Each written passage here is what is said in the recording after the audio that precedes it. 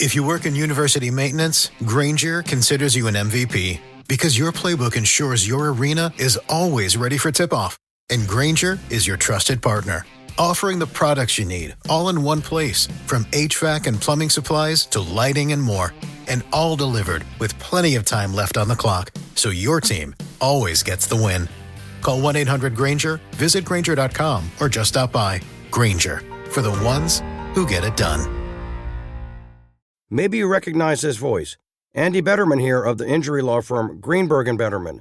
For over 35 years, we've been helping people in the DMV with auto accidents and medical malpractice. Get a free consultation by visiting gblawyers.com and feel better. Ladies and gentlemen, thank you for listening. Thank you for downloading. And thank you for subscribing to the latest edition of the 12 Kyle podcast. I am your boy, 12 Kyle. Check this out. On this episode, what I want to talk about is I want to talk about imposter syndrome. You see the title, You're an Imposter. I was thinking, like, just based on a conversation that I had a couple of weeks ago, maybe about a month or so ago. I was talking with my wife, Sherice. And she is, first of all, she's an incredible person. She's an incredible wife. She's an incredible mother. She's an incredible friend. At the time of this recording, we've been married 23 years, going on 24, right? And so sometimes I'm amazed by some of the things that she says. And we were talking about something that had happened at work for her. And she almost, she was revealing to me some things that she was feeling or whatever about her position, because she got this new promotion, this position, more responsibilities, obviously more money. But she made reference to being an imposter, or sometimes maybe feeling like an imposter. And it kind of caught me off guard, because this is somebody who's very skilled, somebody who's very confident. And so it led me to ask her questions about what she is saying or what have you. And I think what I took from that conversation was, like, sometimes people can feel like they're in an imposter syndrome. And if you don't know what imposter syndrome is, I'll tell you. It's a feeling of unworthiness or incompetence despite achieving accomplishments and success. This feeling is most common in the workplace, but it can manifest itself in just about any part of life.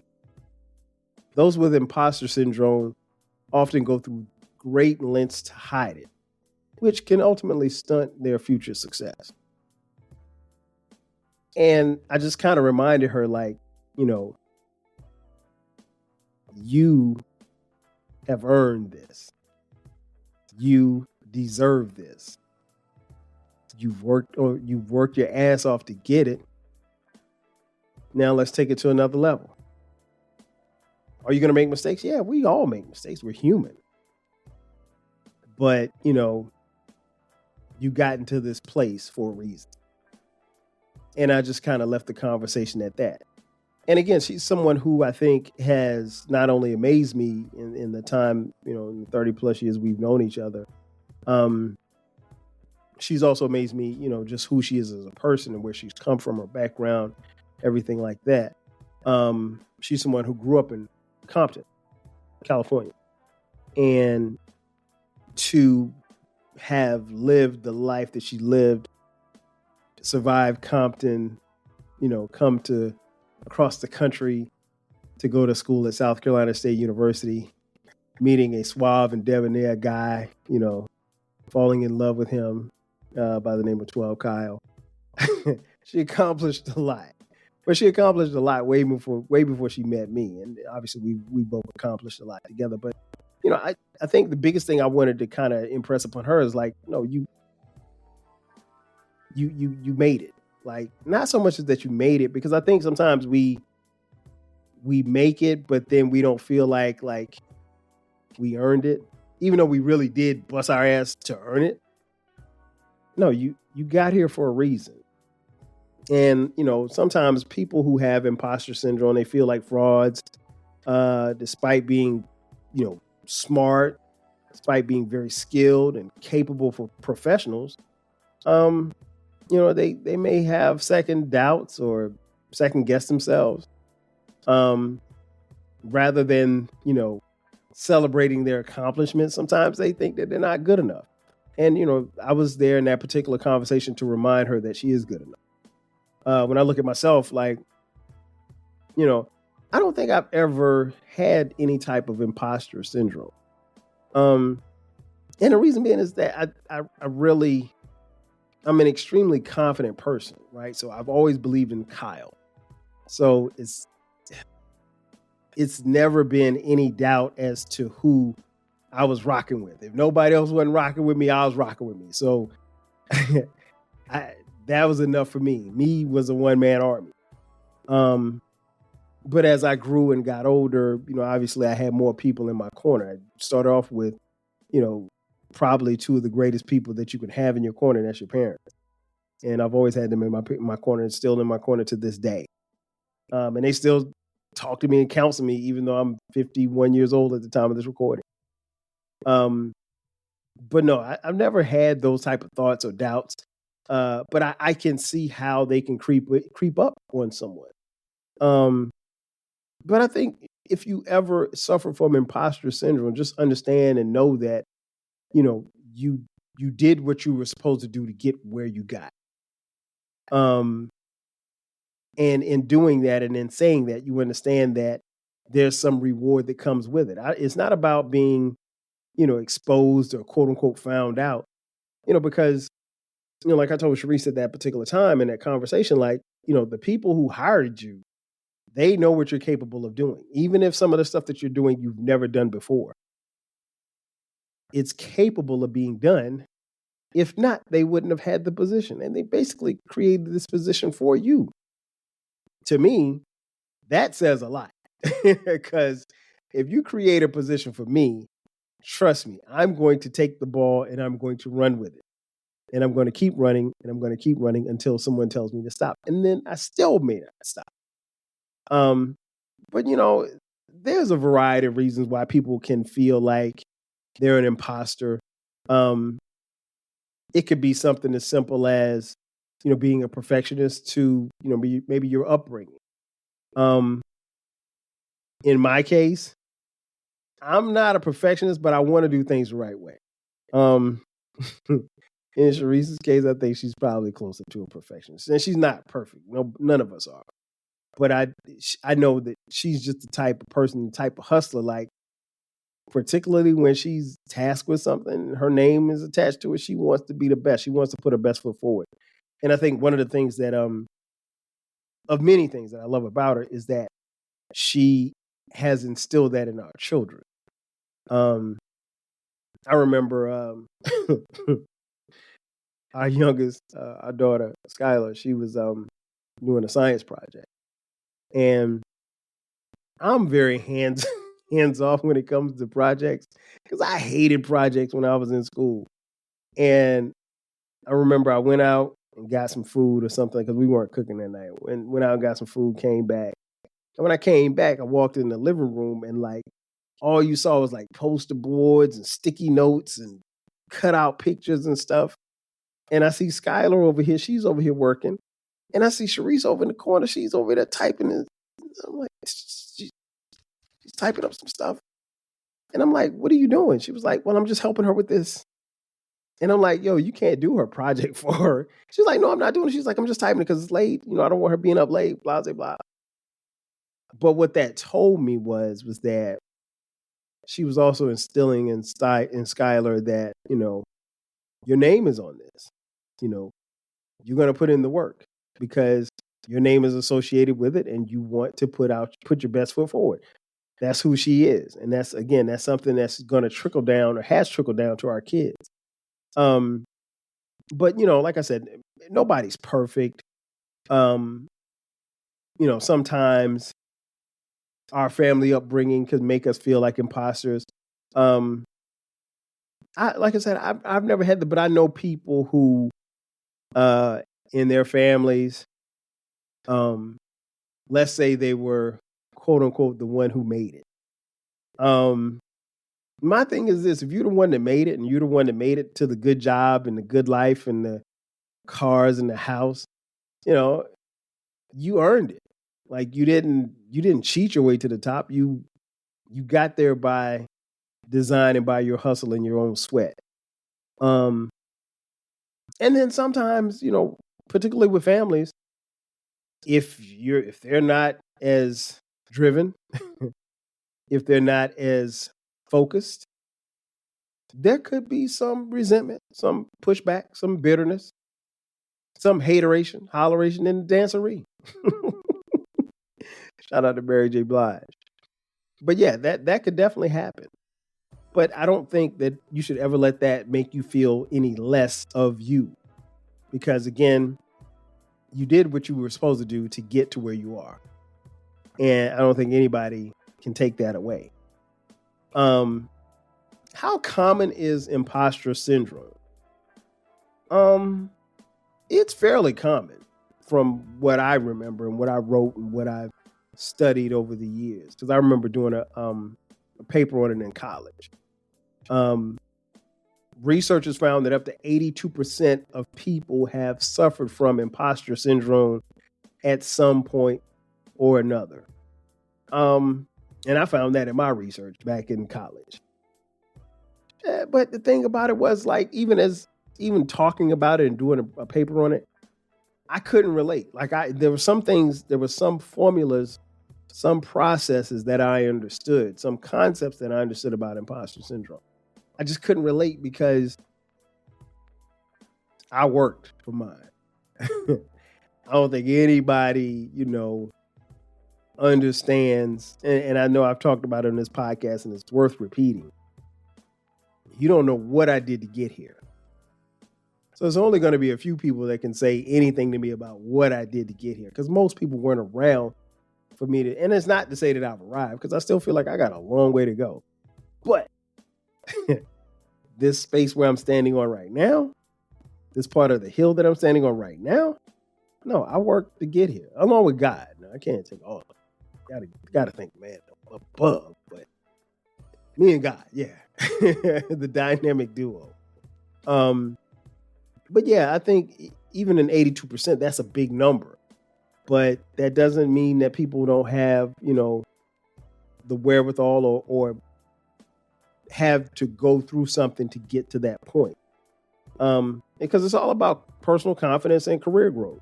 And that's something I think that I've relished in. But I do know people who don't have the same type of personal confidence.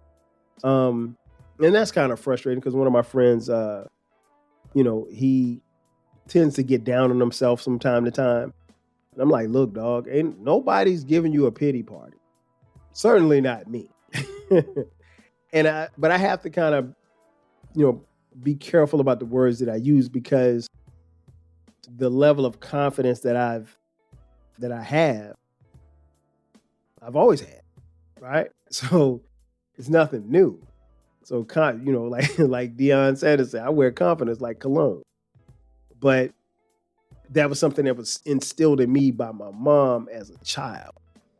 So when you have somebody tell you, you're the best, there's nobody like Kyle, you can do whatever it is that you want to do, that takes you a long way, because as you go through life, you believe it because you haven't been proven otherwise, right?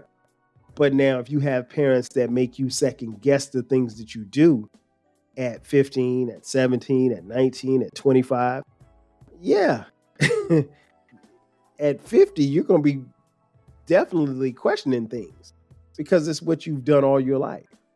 And so the confidence isn't there because you don't know that you can necessarily pull that trigger. Not literal trigger, but you know what I mean. For me, it's no, you got to do it.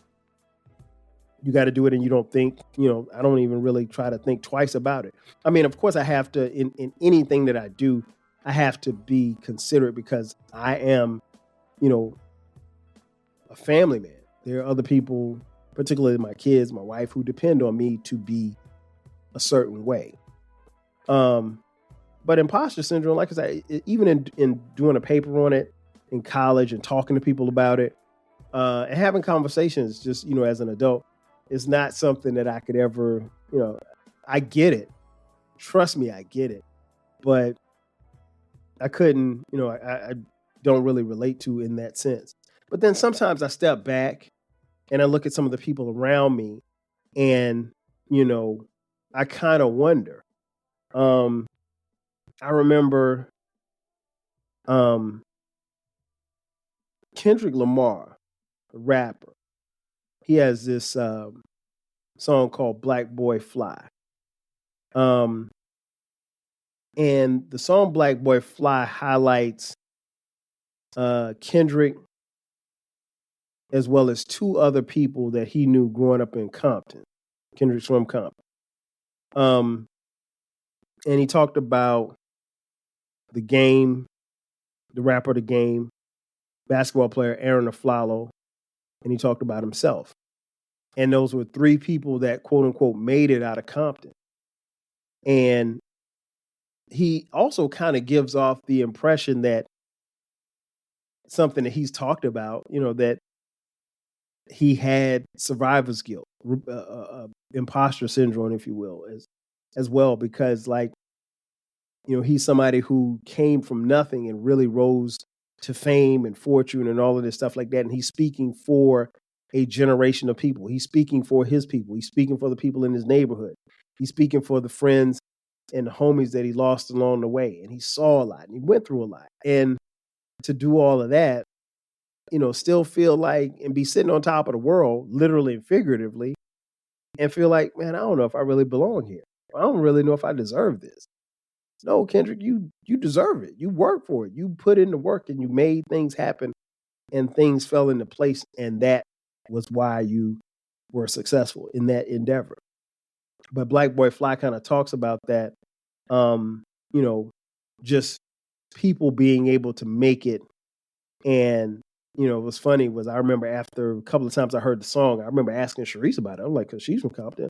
And I was like, you ever think about like some of the kids that you grew up with and wonder why, you were, not that you were any different or any special, but being able to, rise above, some of the environment that you were in. And we had a really long conversation about that. And, I find, particularly as I've gotten older, I like hearing people's particularly people that I didn't grow up with, hearing about their background, especially, now being in the podcast game for last 6-7 years, hearing people's story as to how they became who we see in front of us. I say it on the podcast all the time, like there are people who listen to this podcast that don't know me personally, but they know me through this podcast and they got a pretty good idea who I am.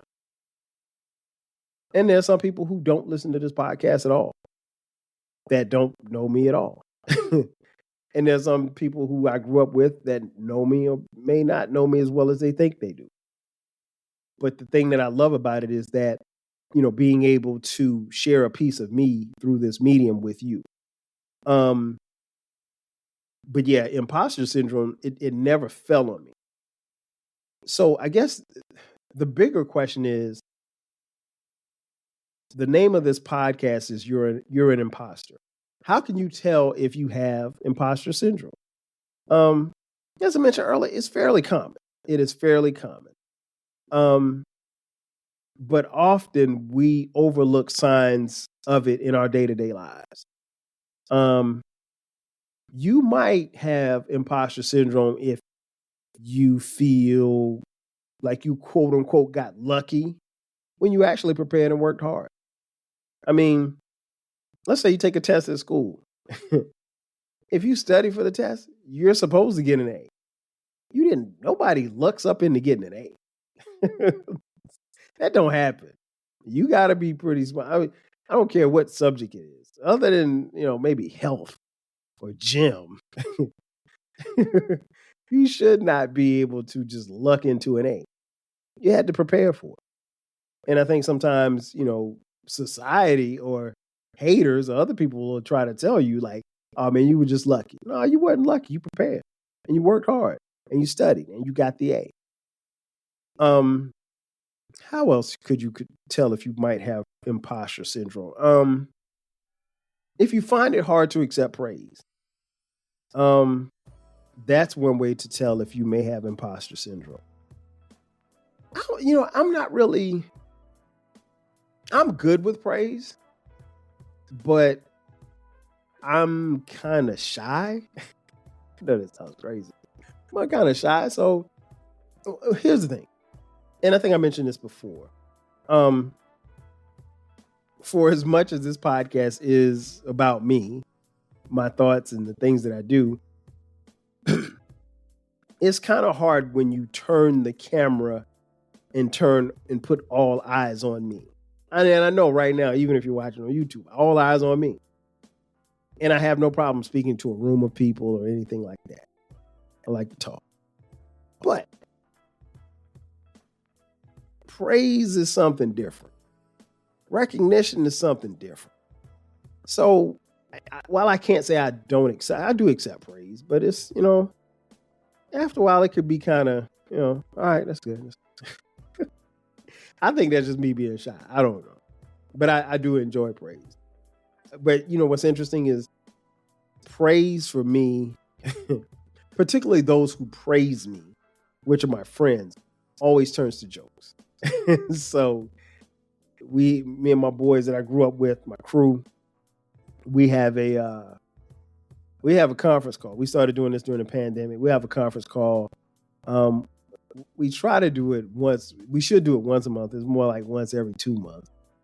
And, it's just, it's video. We Zoom it and it's just us. We'll be drinking, we talking shit. And it's almost like just, these are my childhood friends. So it's almost like we just kind of take turns just, chopping on each other. And just in doing that, we're making fun of each other, but it's all in good nature. But that's, praise. Like they might say, oh man, I can't believe he's not podcasting that. And then it'll be like 15 podcast jokes. And I enjoy that. But that's praise, but I love it. In other ways you could tell that you might suffer from imposter syndrome. If you apologize for yourself when you actually didn't do something wrong, that's kind of wild to me because I don't believe in apologizing if you didn't do anything wrong. Now, if you're wrong, you're wrong. Apologize. But if you don't feel like you did something wrong, you're apologizing for something that you actually didn't do wrong, don't apologize. People with imposter syndrome do that. They apologize when they actually didn't do anything wrong. If you hold yourself incredibly, sometimes impossibly to high standards, you might suffer from imposter syndrome. There's nothing wrong with holding yourself to a higher standard. I think we all, whether it be at home, work, or play, in our relationships, in our friendships, we hold ourselves to higher standards because that's who we are. That's who we that's what we represent. But in doing that and putting it at high standards, you still want to make sure that you're realistic as well. Because again, I mentioned the word perfectionist earlier. None of us are perfect. Nothing wrong with high standards, but none of us are perfect.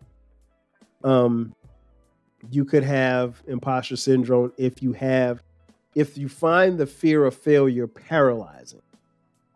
Now this I can semi-relate to.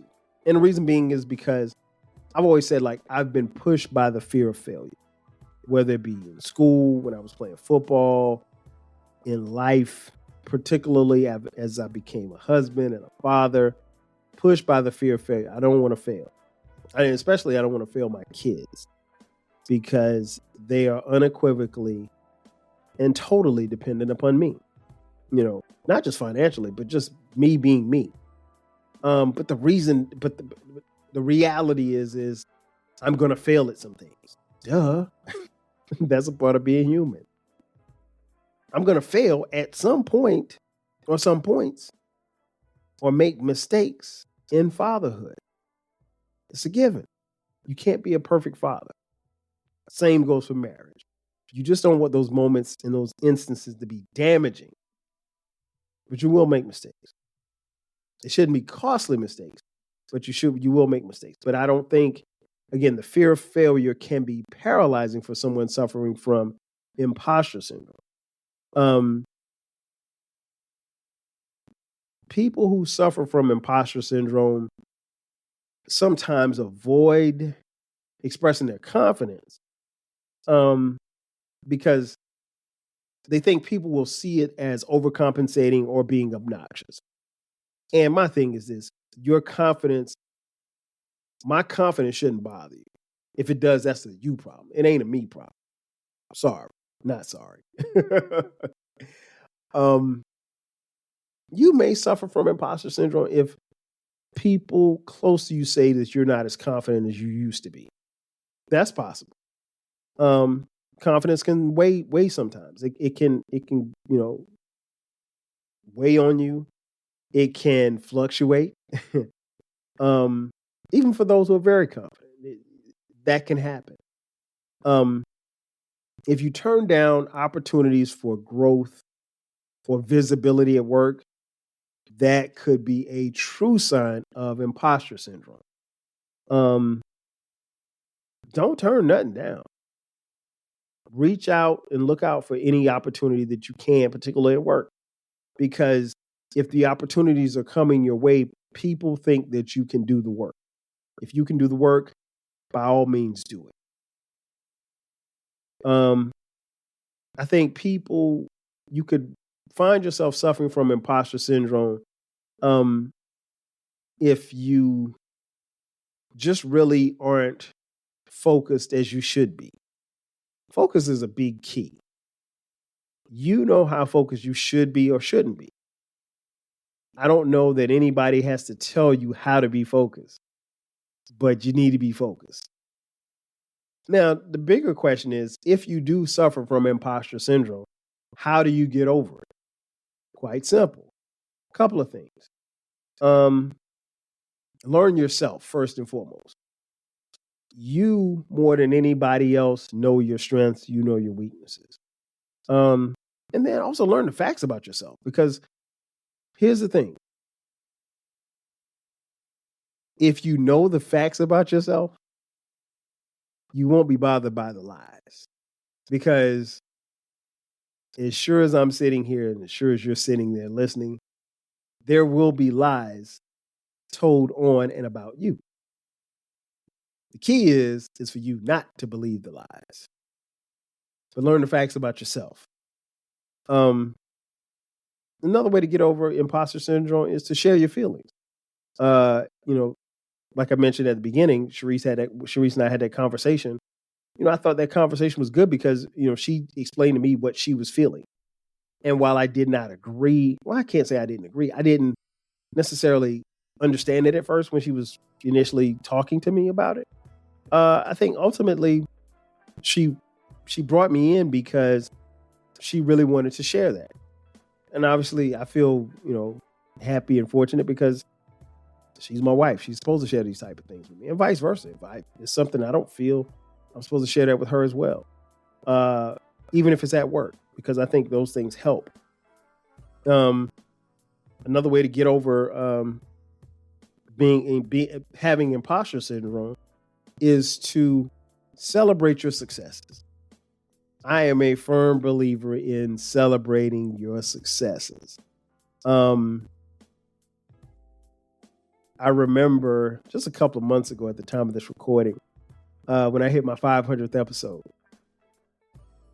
I was going to do something really simple and mundane. And I remember talking to my boy Zell, and I told him I was coming up on 500. He was like, "Man, we popping bottles for the podcast?" And I was like, "Popping bottles? Like, man, this is just something simple. I'm just hitting 500." He's like, "Nah, man." He's like, "Man, it's 500. You got to celebrate that." And when he said it, I was like, "You know what? You're right. I got to celebrate this." And by celebrating, it doesn't necessarily mean that it needs to be something on IG. It doesn't necessarily mean that it needs to be posted on Twitter or Facebook or whatever like that, but you need to celebrate your success. Most podcasts don't get past 10 episodes. To put up 500? 500? Come on, man. You got to celebrate that. You got to. Celebrate your successes. Another way to get over imposter syndrome is to let go of perfectionists. You can't be a perfectionist. So you got to let the idea, the mindset of being a perfectionist, you got to let that shit go. You just got to let it go. Another way to get over imposter syndrome is to share your feelings. Again, tell people how you feel. Tell people how you feel. I know I said it earlier, but share your feelings. Tell people how you feel. That will definitely help you release the gorilla that's on your back. And last but not least, the best way to, get over imposter syndrome is to accept that you have it and then move from there. I think, it's just like anything else, acknowledging it, accepting it, and then saying, okay, I'm getting past this. That's one way to do it. And that's truly a way to get over imposter syndrome. In conclusion, man, I think imposter syndrome, it like I said, it's very common. I mentioned 82% of people have suffered from it at some point in their lives. But I think we also have to understand that we're good people. We do good things. Most of us. Most of us are good people and we do good things. And we should be rewarded. We should be celebrated. We should be loved. We should be propped up for the things that we do. And if nobody else does it for you, do it for your damn self. Because we only got one race. We got this race of life to live on this earth. And we might as well enjoy every single day that we can. And you should never spend a day feeling like you don't deserve, because you know what? You do. Ladies and gentlemen, that's going to do it for me. Thank you for checking out this edition of the 12 Kyle podcast. Be sure to subscribe to the podcast. The podcast drops every Thursday at midnight. From time to time, we drop bonus episodes on Sundays at midnight. Be sure to subscribe to the podcast. YouTube. Go there, hit the subscribe button, hit the like button, hit the notification button, get all those buttons. That way you can see the videos or you can listen to the audio on YouTube. Audio is everywhere. Every streaming platform you can think of, that's where you can find the 12 Kyle podcast. If you're on social media, follow me on Twitter, Instagram, Facebook, TikTok. 12 Kyle and 12 Kyle podcast. And if you want to give us some money, hey, we will take it. $TWELVEKYLE.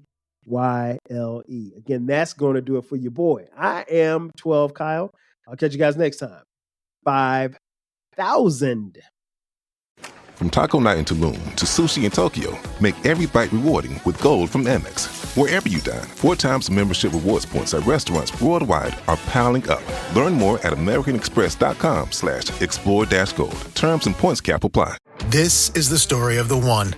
As a maintenance tech at a university, he knows ordering from multiple suppliers takes time away from keeping their arena up and running. That's why he counts on Grainger to get everything he needs, from lighting and HVAC parts to plumbing supplies, all in one place. And with fast, dependable delivery, he's stocked and ready for the next tip-off. Call 1-800-GRAINGER, click Grainger.com, or just stop by. Grainger, for the ones who get it done.